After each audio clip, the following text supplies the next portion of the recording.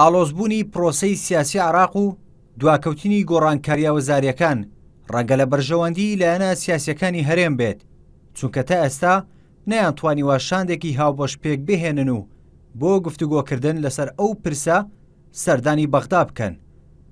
بڕیار بوو شاندێکی حیزبە سیاسیەکانی هەرێم سەردانی بەغدا بکات، بەڵام تا ئێستا لایەنە سیاسیەکانی هەرێم لەسەر شاندەکە ڕێک نەکەوتون. ئەندامێکی مەکتەبی سیاسی یەکێتیش دەڵێت لەگەڵ لایەنە سیاسیەکانی هەرێم کۆ دەبنەوە و گفتوگۆ لەسەر پێکهێنانی شاندەکە و کاتی سەردانەکە دەکەن بۆ بەغدا. ئەم شەو یا سبەی بەزووەوە کۆبوونەوەی هەمولایەنە سیاسیەکان بکەین، لەو کۆبوونەوەدا لێکدانەوەیکی ورد بکەین بۆ بارودۆخی بەغدا و ئێستاکەش گۆڕان ڕێیەکانی خۆی دەنێری، ئێمە عادەتەن گۆڕان وەرەگرین وەکو بەشێکی تەواوکەر بۆ ئەم پرۆسێ، وەکو بەشێشە بێن یانێن گۆڕان هەڵوێستێکی نیشتیمانی باشانێ. حەیدەر عەبادی سەرۆک وەزیرانی عێراق لە لیستی یەکەمی کاندیدەکانی کە پێشکەشی پەرلەمانی کرد 3 کاندیدی بۆ جێگەی وەزیرە کوردەکان پێشنیاز کرد.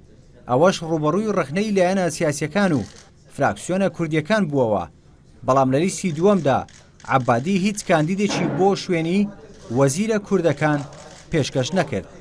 ئەندامێکی مەکتەبی سیاسی پارتیش دەڵێت جگە لە کێشەی گۆڕانکاریە وەزاریەکان دەبێت لەگەڵ بەغدا ئەوە یەکلایی بکەینەوە کە هەرێمی کوردستانی وەک فیدراڵیەت دەوێ یان نا.